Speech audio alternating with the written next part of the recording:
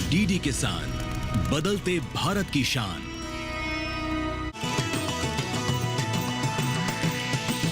DD किसान, बदलते भारत की शान।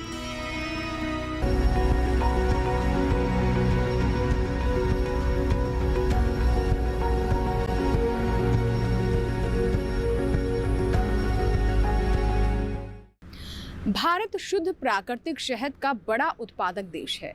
बीते कुछ वर्षों में हमारे देश में शहद का उत्पादन कई गुना बढ़ा है और इसके पीछे वजह यह है कि किसानों का मधुमक्खी पालन की ओर रुझान का बढ़ना। मधुमक्खी पालन बहुत ही आसानी से किया जा सकता है और बाजार में भी शहद की लगातार मांग बढ़ रही है।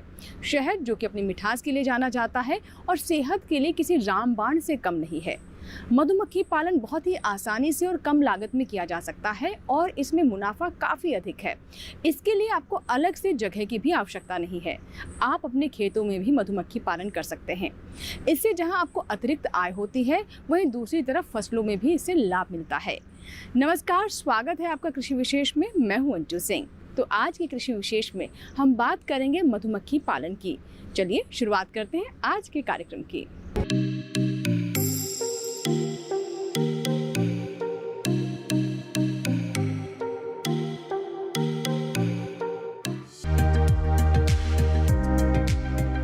शहद एक प्राचीन पदार्थ है, बल्कि पत्थरों के बसेरों और जंगलों में रहने वाले लोगों ने जिस मीठे पदार्थ को पहली बार चखा वो शहद ही था।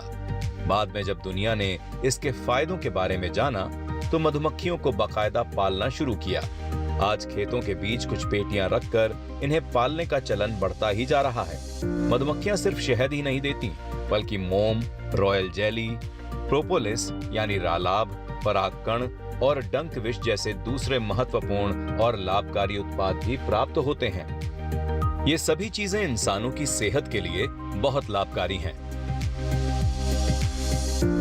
भारत में मधुमक्खी पालन की कोशिशें 1920 के दौरान हिमाचल प्रदेश के नगरोटा में शुरू हो गई थी। उसके बाद 1938 में क्षेत्र ने नई करवट बदली। मधुमक्खी पालन जो है सन 1938 में यहाँ पे पंडित राजेंद्र नाथ मुट्टू जी द्वारा, जो जोलीकोट पहले उत्तर प्रदेश में था, आज उत्तराखंड में स्थित है, जोलीकोट में प्रारंभ हुआ। 1939 में इंडियन बीज जर्नल की शुरुआत की गई पंडित राजेंद्र नाथ मुट्टू द्वारा और बहुत सारे उनके द्वारा प्रयास किए गए। 1962 में हमारा देश एक और प्रगति का साक्षी बना।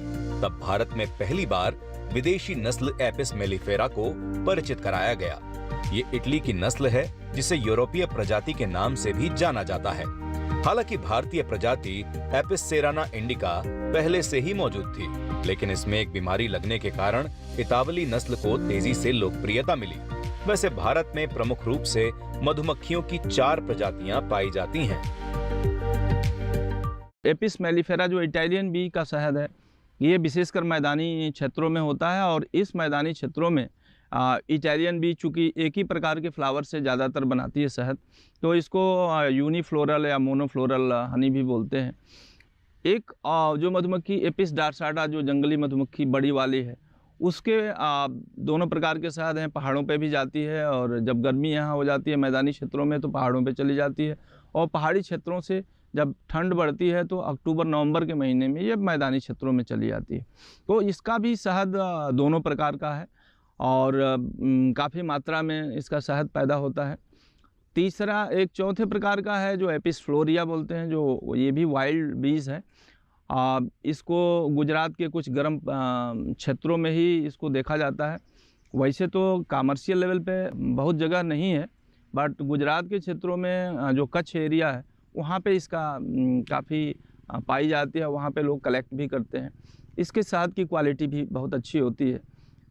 एक बहुत छोटी मधुमक्खी है जिसको आप स्टिंगलेस बीज बोलते हैं या डंक रहित मधुमक्खी, जिसका शहद जो है बहुत रेयरेस्ट एंटीऑक्सीडेंट्स होते हैं इसमें। हमारे देश में प्राकृतिक और वानस्पतिक दोनों प्रकार की कृषि विधियों में मधुमक्खी पालन को विकसित करने की क्षमता है। यहाँ करीब 500 तरह के फूलों वाले पौधे पराग और मकरंद के स्रोत हैं। शहद की किस्म इस बात पर निर्भर करती है कि मधुमक्खियों ने उसे किस फूल से चुना है, जैसे सरसों का शहद, नीलगिरी शहद, लीची शहद, सूरजमुखी शहद, करंज का शहद, मल्टीफ्लोरा, हिमालयी शहद, बबूल शहद और जंगली वनस्पति शहद। देश के उत्तर पूर्वी भाग और महाराष्ट्र प्राकृतिक शहद उत्पादन के लिए जाने जाते हैं। देखिए, पूरे देश में आज 1,35,000 मैट्रिक टन शहद पैदा हो रहा है, जिसमें मैक्सिमम लगभग 70 से 80 हज़ार मैट्रिक टन हम एक्सपोर्ट कर रहे हैं। बाकी अपने देश में पिछले 8-10 सालों में शहद का उत्पादन कई गुना बढ़ा है और देश में क्रांति आई हुई है। हर जगह सरकार की अनेकों स्कीमें इसको सपोर्ट करती हैं। भारत में मधुमक्खी पालन का लंबा इतिहास रहा है। मधुमक्खियां सिर्फ शहद और दूसरे उत्पाद ही नहीं बनाती, बल्कि खाद्य और पोषण सुरक्षा में भी योगदान देती हैं।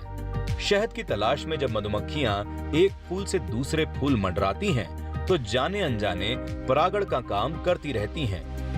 अध्ययन बताते हैं कि दुनिया के 90% भोजन का उत्पादन इन्हीं के परागण से होता है।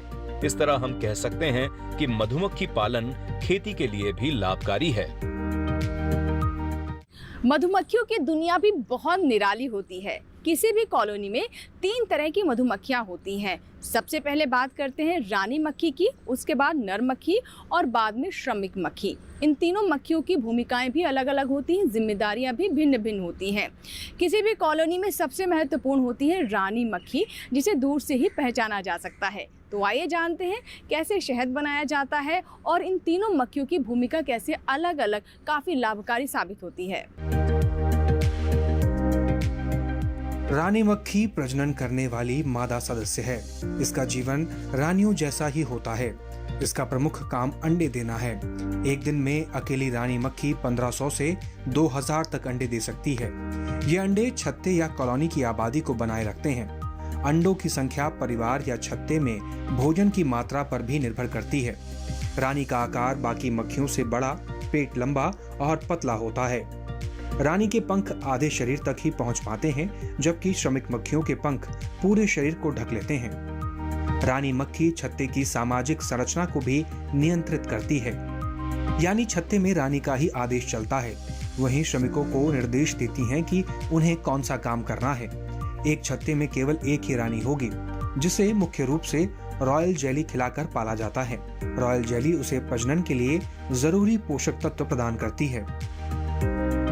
क्वीन इस कॉलोनी की माँ होती है और जो नर मधुमक्खी होती है वो ड्रोन उनको कहते हैं। उनको उसका जो काम होता है वो रानी के साथ संभोग करना और रानी का काम जो होता है अंडे देना होता है। तीसरी जो मधुमक्खी होती है इसमें वो श्रमिक मधुमक्खी होती है। उसका काम जैसे नाम से ही पता चल रहा है, श्रमिक वर्कर हनीबी, तो उसका काम जो है पूरा जो है काम करना होता है। बच्चों को खाना खिलाना, साफ सफाई करना, पॉलन को लाना, नेक्टर लाना, शहद लाना, तो ये सारा काम जो है श्रमिक मधुमक्खियों का होता है। जैसे आप लोग अपने ही घरों को शाम में जाते हैं तो वैसे ही मधुमक्खियां भी अपने ही घरों में आती हैं। तो ऐसा नहीं कि इस बक्से की मधुमक्खियां उसमें चली जाएंगी, उसकी उसमें चली जाएंगी। तो जो मधुमक्खियां हैं वो अपने ही घरों में शाम को आ जाती हैं। सुबह वो अपने काम पे निकलती हैं, दिन भर वो काम करती रहती हैं, शाम को वो जो है अपने घर पे आ जाती है। फिर सुबह जो है वो अपने काम पे फिर से निकल जाती हैं। मौन ग्रह को बी कॉलोनी या मौन वंश कहा जाता है। एक वंश में 50 से 60 हजार मक्खियां होती हैं। इनमें रानी तो एक ही रहेगी। नरों की संख्या 300 से 400 के आसपास रहेगी। बाकी सभी श्रमिक होंगी। बाहर से शहद लाना, पराग लाना, कॉलोनी की सफाई, बच्चों की देखभाल और उनको खाना खिलाना, ये सभी काम श्रमिकों के जिम्मे हैं। इनके अलावा रानी की देखभाल और उसे भोजन कराने की जिम्मेदारी भी इन्हीं के कंधों पर है। श्रमिक मधुमक्खियों की संख्या पे ही निर्भर करता है कि उसमें शहद का उत्पादन कितना होगा। अगर ज़्यादा संख्या है, 40 से 60 हज़ार से ज़्यादा है, 80 हज़ार, 1 लाख मधुमक्खियाँ अगर एक मौन गृह में हैं, तो इसमें उत्पादन ज़्यादा होता है। बजाय कि कोई 20 हज़ार और 30 हज़ार मधुमक्खियाँ एक मौन गृह में रखता है, उसमें उत्पादन नेचुरली कम होता है। ये जो मौन वंश है, इसमें सबसे ज़्यादा जो हमने बताया मुख्य कार्य श्रमिक मधुमक्खियों का होता है, जो लगभग 95% से ज़्यादा मधुमक्खियाँ होती हैं श्रमिक। एक जो है पूरे परिवार में एक रानी होती है, जो लगभग 3 से 4 साल या 5 साल तक जीवित रहती है। और ये एक बार केवल घर से बाहर जाती है जब इसका मैथुनी उड़ान होता है, उस समय नरों के साथ उड़ान करके आती है, और एक बार मैथुन प्रक्रिया समाप्त होने के बाद ये फिर दोबारा घर से बाहर नहीं जाती है। फरवरी और मार्च के महीने में नई रानी बनने का काम होता है। पिछली रानी अब तक पुरानी हो चुकी होती है।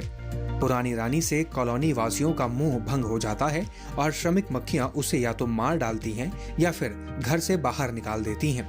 यानी जिस रानी को इतने नाजों से पाला जा रहा था, पुरानी होने पर उसकी उतनी ही दुर्दशा हो जाती है। कई बार हमारे जितने भी मधुमक्खी पालक हैं वो सोचते हैं कि एक बार डिब्बे में हमने मधुमक्खी आ गई तो उससे शायद ऑटोमेटिकली मिलता रहेगा। ऐसा नहीं होता। जैसे आगे आप जानते हैं कि गर्मियों के दिन है तो उसमें अगल बगल कहीं पर मॉइस्चर होना बहुत ज़रूरी है, पानी होना बहुत ज़रूरी है। तो जहाँ जहाँ ये बॉक्सेज आपके लगे हैं साइड में कहीं पर आप छोटा सा पानी का एक टब टाइप का उसमें ज़रूर रखें। और कई बार ये देखा गया कि आसपास कुछ नहीं है जैसे, तो वहाँ पर हम आपको राय देते हैं कि वहाँ पर थोड़ा चीनी का घोल बना के रखें ताकि कम से कम मधुमक्खी अपने को मेंटेन कर सके और वो ख़त्म ना हो, और जिससे आपका बॉक्स जो है मधुमक्खी का बॉक्स है वो हमेशा मेंटेन रहेगा। कभी कभी नई रानी जब बनती है तो उसी में पुरानी रानी भी होती है, उसको फिर एक रानी कुछ मधुमक्खियों को लेकर के बाहर उड़ जाती है, जिसको स्वार्मिंग बोलते हैं, घर बकछूट बोलते हैं, और कभी कभी विषम परिस्थितियां होने पे घर छूट भी हो जाता है, जिसमें सारी मधुमक्खियां घर छोड़कर चली जाती हैं। नर मक्खी की जरूरत बसंत ऋतु में पड़ती है। ये वही मौसम है जब नई मक्खी बनकर तैयार हो रही होती है। नर का काम प्रजनन करना होता है, उसके बाद इनका कोई योगदान नहीं रह जाता। हालांकि ये घर में मौजूद रहते हैं और इनका जीवन काल 60 दिन का होता है। श्रमिक मक्खियां लगभग 42 दिन तक जिंदा रह सकती हैं, जबकि रानी मक्खी की उम्र में 3 से 5 साल होती है। तो देखा आपने कि मधुमक्खी पालन कैसे हमारे किसानों के लिए फायदेमंद बनता जा रहा है। फिलहाल वक्त एक छोटे से ब्रेक का। ब्रेक के बाद भी कृषि विशेष जारी रहेगा। आज हम बात कर रहे हैं मधुमक्खी पालन की। छोटा सा ब्रेक।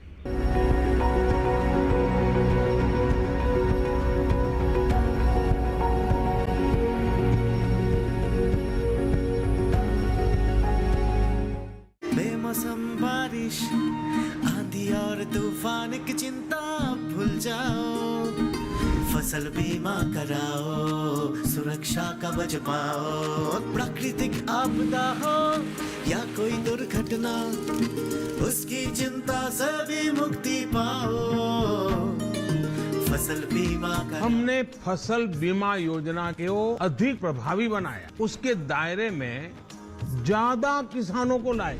अब तक 23 करोड़ से अधिक किसान आवेदनों को फसल मुआवजा मिला। खरीफ फसल बीमा के लिए शीघ्र पंजीकरण कराएं। बैंक शाखा, बीमा कंपनी, कृषि ऋण समिति, जन सेवा केंद्र से संपर्क करें या www.emfby.gov.in पर ऑनलाइन आवेदन करें। बीमा कंपनी के प्रतिनिधि से घर बैठे एड ऐप द्वारा बीमा करा सकते हैं। फसल बीमा से संबंधित जानकारी के लिए हेल्पलाइन नंबर 14447 पर कॉल करें। फसल बीमा कराओ, सुरक्षा कवच पाओ।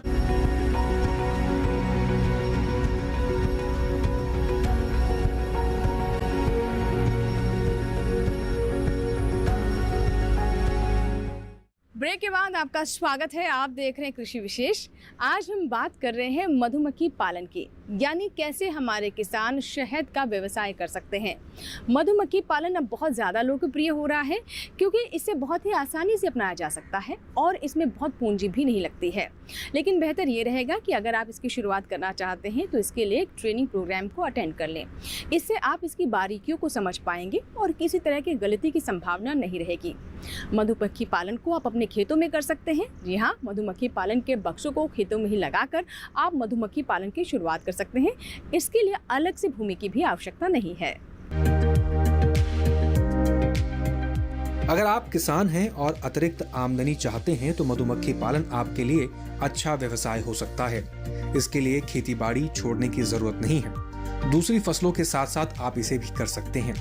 बल्कि जिन किसानों के पास अपनी जमीन नहीं, वो भी मौन पालन में किस्मत आजमा सकते हैं। बहुत सारे भूमिहीन किसान या दूसरे लोग इसी तरह मौन पालन कर रहे हैं। इसमें बहुत ज्यादा खर्च नहीं आता और इससे प्राप्त उत्पाद काफी महंगे बिकते हैं, इसलिए कमाई की अच्छी संभावना भी है। मौन पालन करने के लिए जो सबसे जरूरी है वो है फूलों की आवश्यकता। जितने ज्यादा फूल होंगे उतना अच्छा किसानों का मौन पालन होगा। तो मधुमक्खी पालन, मौन पालन जो निर्भर करता है वो बी फ्लोरा पे निर्भर करता है, और जितने ज्यादा फूल होंगे उतना अच्छा जो है मौन पालन होगा। और एक मुख्य बात है मौन पालन के लिए, मधुमक्खी पालन के लिए उपकरणों की जो है जरूर आवश्यकता पड़ेगी, कि जो बेसिक उपकरण जो है उसमें उनके पास होने चाहिए। जैसे आप देख सकते हैं ये जो है बी वेल इसको कहते हैं, मोहरक्षक जाली है। आप मधुमक्खी जो है आपको डंक भी मार सकती है, अगर आपने उसको ज्यादा डिस्टर्ब कर दिया तो इसको आप पहन सकते हैं। अब देख सकते हैं पूरा एपिस मेलिफेरा का बक्सा है यहाँ पे। इसके अंदर जो है 50 से 60 हजार मधुमक्खियाँ रह सकती हैं। ये जो है फ्रेम्स इसमें जो है लगे रहते हैं, ठीक है। तो इस फ्रेम को हमने जो है यहाँ पे निकाल दिया। ये जो फ्रेम है जिसमें मधुमक्खियाँ अपना जो है छत्ता बनाएंगी। जो मधुमक्खी होगी वो Apis mellifera, Italian honey bee, European honey bee, वो अपना छत्ता वो जो है इसमें बनाएंगी। पूरा जो है जो छत्ता बनाती है, वैक्स ग्लैंड्स उसके शरीर में होती हैं, तो वहाँ से जो है मोम निकलता है, तो उससे ये जो अपना छत्ता यहाँ पे बनाती हैं। अच्छी कमाई के लिए वैज्ञानिक तरीके अपनाने होंगे। सरकार ने मधुमक्खी पालन के प्रशिक्षण का इंतजाम किया हुआ है।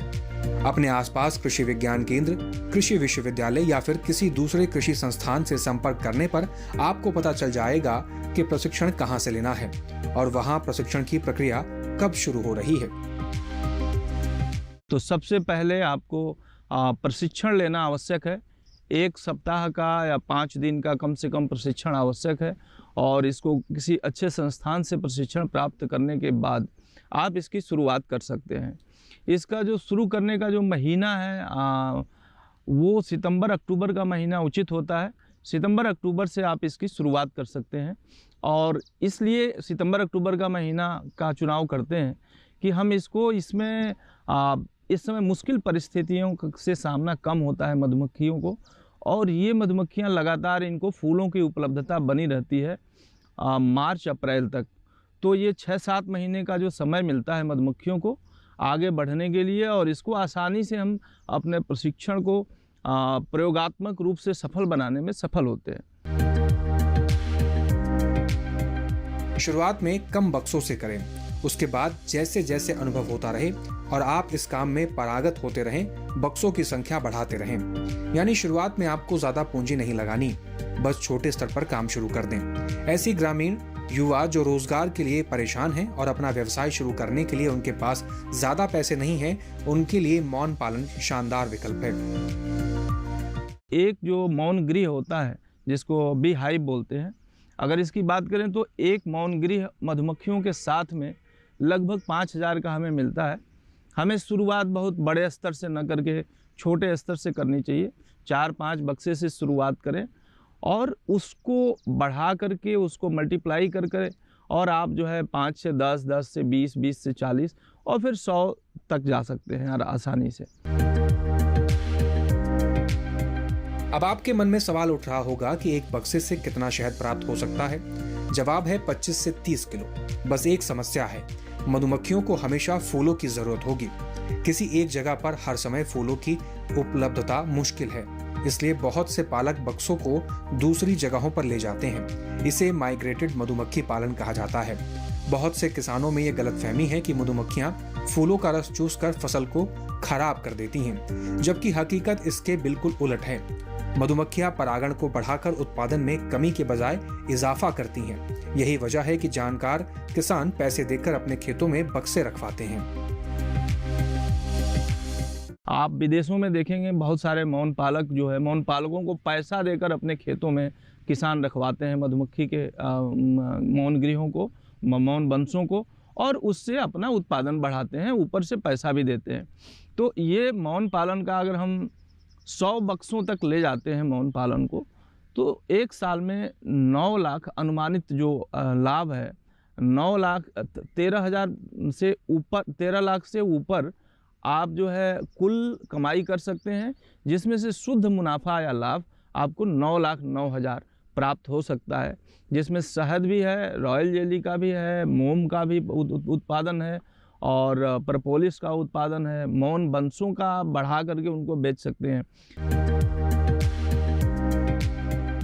मौन पालन के लिए आपको कई तरह की चीजों की जरूरत होगी। सबसे जरूरी ये बक्सा है। ये एक बंद आकृति है, इसमें सिर्फ एक ही दरवाजा लगा होता है। श्रमिक मक्खियां इसी से बक्से के भीतर बाहर आती जाती हैं। बारिश से हिफाजत करने के लिए इसके ऊपर टीन का कवर लगा होता है। इसको जो है बी ब्रश कहते हैं, थोड़ा हैंडलिंग के वक्त ये काम आएगा। और एक ये है, एक बैग और आता है, इसको हम स्वार्मिंग कहते हैं। आपने देखा होगा कि कहीं पे मधुमक्खियां रहती हैं, ठीक है, तो इस स्वार्मिंग बैग से हम उसको पकड़ के ला सकते हैं और इन बक्से में जो है रख सकते हैं। यहाँ पे क्वीन गेट लगा देंगे जिससे रानी मधुमक्खी बाहर नहीं जा पाएगी। और जो है 6 से 7 दिनों में जो है पूरा छत्ता जो अंदर तैयार हो जाएगा, उसको हमको चेक करते रहना पड़ेगा। और अगर छत्ता तैयार हो गया तो फिर हम जो है क्वीन गेट को हटा देंगे, ठीक है। तो क्वीन गेट का कार्य जो यहाँ पे ये होता है कि रानी जो है बाहर नहीं आ पाती है और रानी अंदर ही रहेगी और बाकी वर्कर हनी बीज अंदर बाहर जा सकती हैं। विशेषज्ञों का कहना है कि मधुमक्खियां फसल उत्पादन में 30 से 40% की बढ़ोतरी कर देती हैं। फल उत्पादन में बढ़ोतरी और भी ज्यादा है। इस तरह मौन पालन से किसान को बिना कुछ खास किए अधिक लाभ प्राप्त होता है। मधुमक्खी पालन यानी मीठी क्रांति जहां किसानों के लिए काफ़ी लाभकारी साबित हो रहा है, वहीं दूसरी तरफ ये समझना भी बहुत आवश्यक है कि इसमें किसी तरह की चूक ना हो। इसकी चुनौतियों की बात करें तो एक बड़ी चुनौती ये है कि मधुमक्खियों को बीमारी हो जाती है। आखिर वो कौन कौन सी समस्याएं हैं जो कि मधुमक्खी पालन को आपके लिए और चुनौतीपूर्ण बना सकती हैं और जिसके लिए आपका सावधान रहना उतना ही आवश्यक है, आइए जानते हैं। जिस तरह पेड़ पौधों या पशुओं में कीट या बीमारियां लगती हैं, उसी तरह मधुमक्खियों में भी रोग लगते हैं। अगर इनका समय पर निदान नहीं किया जाता तो शहद उत्पादन को नुकसान हो सकता है। कई बार किसान बिना विशेषज्ञ की सलाह के ही दवा का इस्तेमाल कर देते हैं। इससे मधुमक्खियों को नुकसान हो सकता है।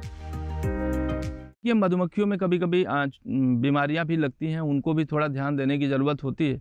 उसमें जो माइट होती है या अष्टपादी बोलते हैं जिसको, या चिचड़ी भी कभी कभी बोला जाता है, ये वर्वा माइट की एक बड़ी समस्या है। ट्रोपिली लैप्स की एक समस्या है। 2 प्रकार की माइट बहुत ज़्यादा नुकसान करती हैं इनमें। इसके अलावा फसलों में छिड़के जाने वाले कीटनाशक भी मधुमक्खियों के लिए हानिकारक हैं। जब मधुमक्खियां ऐसे खेतों में जाती हैं तो रासायनिक जहर के संपर्क में आकर उनकी मृत्यु हो जाती है। इसलिए जो किसान मधुमक्खी पाल रहे हैं उन्हें फसल में कीट प्रबंधन के लिए जैविक या एकीकृत तरीके अपनाने होंगे। दूसरी सबसे बड़ी समस्या किसान भाइयों की है कि फसलों में दवाओं का प्रयोग बहुत होता है और दवाओं के प्रयोग से मधुमक्खियां जब फूलों पे जाती हैं, वो जहर से संपर्क में आती हैं तो बहुत मधुमक्खियां मरती हैं। तो किसान भाइयों से एक निवेदन है कि आप कभी भी दवाओं का प्रयोग किसी भी फसल में फूल आने के समय न करें। फूल आने के बाद या फूल आने के पहले आप दवाओं का प्रयोग करें जिससे मधुमक्खियों का नुकसान न हो। मधुमक्खियों के साथ साथ आपका भी नुकसान होता है। अगर मधुमक्खियां परागण नहीं करा पाती, फूलों पे नहीं जा पाती हैं और आप उनको मार देते हैं तो आप में फल बनने की प्रक्रिया कम हो जाती है या फल कम बनते हैं या उनकी क्वालिटी या गुणवत्ता अच्छी नहीं होती है। तो आप हमेशा ध्यान रखें कि दवाओं पे, प्रत्येक दवाओं पे लिखा होता है कि फूल के समय इसका प्रयोग ना करें। तो विशेषकर आम के अब मौसम शुरू हो रहा है और लीची का, जिसमें कि फूल के समय कोई दवा का प्रयोग करने की ज़रूरत कभी नहीं होती है। हाँ, कभी अगर जब दाने बन जाएं आम के या लीची के, उसके बाद आपको अगर हापर वगैरह की समस्या है तो आप दवाओं का प्रयोग करें, अन्यथा फूल के समय दवाओं का प्रयोग एकदम वर्जित है। और इससे जो है आप अपना मधुमक्खियों का ही नुकसान नहीं बल्कि आप अपना भी नुकसान करते हैं, ये क्योंकि फल कम बनते हैं। परागण प्रक्रिया न पूरा होने से फलों की संख्या, उनकी गुणवत्ता कम होती है। शहद की कई श्रेणियां हैं। अगर एक ही प्रकार के फूलों से शहद बना है तो उसे यूनिफ्लोरल हनी कहते हैं और अगर कई फूलों से बना है तो मल्टीफ्लोरल। इसी तरह मधुमक्खियों की प्रजातियों के आधार पर भी शहद का वर्गीकरण किया गया है। विभिन्न प्रजातियां हैं मधुमक्खियों की, उन प्रजातियों के आधार पर भी वर्गीकृत किया गया है। एक तो एपिस सिराना जो हमारी पहाड़ी मौन है, या इंडियन मौन कह सकते हैं। जो एपिस सिराना का शहद है, इसका शहद जो है नॉर्मली इसमें क्रिस्टलाइजेशन नहीं होता है, ये जमता नहीं है, क्योंकि ये बहुत सारे प्रकार की मिक्स जड़ी बूटियों या वाइल्ड प्लांट से बनाती है। और विशेषकर जो पहाड़ी क्षेत्र में जो एपिस सिराना का शहद है, उसकी कीमत भी बहुत ज़्यादा है, लगभग 1500 से 2000 रुपये किलो का शहद मिलता है, जो मेडिसिनल कह सकते हैं। उसमें एरोमा, फ्लेवर और बहुत सारी जड़ी बूटियों का फ्लेवर भी होता है, तो इसलिए उसकी कीमत ज़्यादा होती है। मधुमक्खी पालन पहाड़ी इलाकों में भी होता है और मैदानी हिस्सों में भी। पहाड़ी इलाकों में किसान 800 रुपए किलो तक के दाम में शहद बेचते हैं। मैदानी हिस्सों में भी अच्छी खासी कीमत मिल जाती है। रॉयल जेली रानी मक्खी का भोजन है जो 40,000 रुपए किलो बिकता है। इसी तरह परागण का भाव भी 3 से 4,000 रुपए किलो बैठता है। गठिया रोग में काम आने वाला मौन विष तो 5 लाख रुपए किलो तक बिक सकता है। इसमें बहुत सारी इम्पॉर्टेंट न्यूट्रिएंट्स होते हैं जो नॉर्मल मधुमक्खी के शहद में नहीं होते। तो वेरिएशन देखिए, कलर का एक मिथ ये भी है कि शहद का जो जमना है, वो जमने का मतलब मिलावटी शहद समझ लिया जाता है। आज अपने देश में जितना भी जमने वाला शहद, मतलब जब सरसों का शहद होता है वो जमता है, और शहद का जमना एक प्राकृतिक प्रक्रिया है, नेचुरल इसका एक व्यवहार है। तो ये जो शहद होता है ये मैक्सिमम यूरोपियन कंट्री को एक्सपोर्ट होता है, जो जमने वाला, क्योंकि वो लगभग 80% मस्टर्ड हनी जो है वो एक्सपोर्ट होता है दूसरी कंट्री को, क्योंकि वो लोग प्रीफर करते हैं इसको और वो लोग अच्छा मानते हैं। बट हमारे यहाँ इसको एक मिथ है कि इसमें क्रिस्टल बनने का मतलब कि नकली शहद है या चीनी मिलावट किया गया है, जो कि ऐसा सही नहीं है। भारत में पंजाब, हरियाणा, दिल्ली, उत्तर प्रदेश, बिहार, राजस्थान, मध्य प्रदेश, पर्वतीय राज्य और दक्षिण भारत मधुमक्खी पालन के लिए सबसे उपयुक्त स्थान है। इसकी वजह यहाँ की अनुकूल जलवायु और उपयुक्त फसलों की उपलब्धता है। ये ऐसा व्यवसाय है जिसे अपनाना बहुत ही आसान है, इसलिए गांवों के आर्थिक विकास में ये व्यवसाय महत्वपूर्ण भूमिका निभा सकता है। तो ये था हमारा आज का कृषि विशेष, जिसमें हमने आपको मधुमक्खी पालन से जुड़ी तमाम जानकारियां दी। हमें पूरी उम्मीद है कि आप भी इसे अपनाना चाहेंगे और कृषि के क्षेत्र में नई ऊंचाइयों तक पहुंचने में कामयाब होंगे। मधुमक्खी पालन को आप अपनाकर न सिर्फ अपनी अतिरिक्त आय को सुनिश्चित कर सकते हैं, बल्कि अपनी फसलों में भी उपज में इजाफा देख सकते हैं। इसी के साथ ही आज के हमारे इस कार्यक्रम यानी कृषि विशेष में फिलहाल इतना ही। लेकिन अगर आपके कोई सुझाव है या फिर आप चाहते हैं किसी और विषय पर भी हम कृषि विशेष लेकर आएँ, तो आप हमें ईमेल कर सकते हैं, पत्र भी लिख सकते हैं। हमारा ईमेल आईडी है krishivishesh158@gmail.com।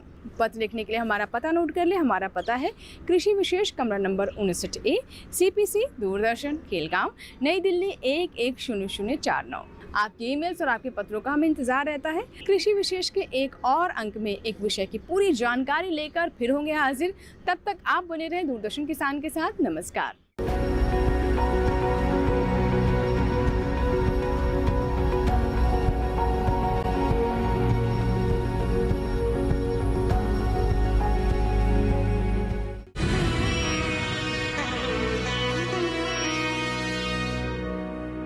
आज के बाद तुम्हारा दिल कभी नहीं टूटेगा। ये वादा है, ये मेरा प्यार, मेरी कसम है। ये आदमी झूठा है, चोर है, फरेबी है। सिद्धांत राय एक्सीडेंट में मारे गए हैं और उनके घर पे कुछ लोगों ने कब्जा कर लिया है। क्या मतलब? मतलब रजीत राय उर्फ राजू। तुम्हारा ये नाटक ज्यादा दिन नहीं चलेगा। मेरे लिए ये 10 दिन काफी है। अब किसे लूटने का इरादा है? इन बच्चों को? अगर राजू चाचा न होते तो दादाजी हमें भूखा मार देते। दिल का ये काम है, मेरा तो नाम है, अब क्या करूं? आप हैं कौन? मैं राजू हूँ बड़े मामा जी। राजू बनने के लिए घर छोड़ने से पहले के सबूतों की जरूरत पड़ेगी। सबूत से ज्यादा मुझे अपनी सच्चाई और भाई की आशीर्वाद पर भरोसा है। थैंक यू राजू चाचा। कहीं से आई रानी, कहीं से आया राजा। फ्राइडे हाउसफुल में देखिए फिल्म राजू चाचा 4 जुलाई रात 8 बजे डीडी नेशनल पर।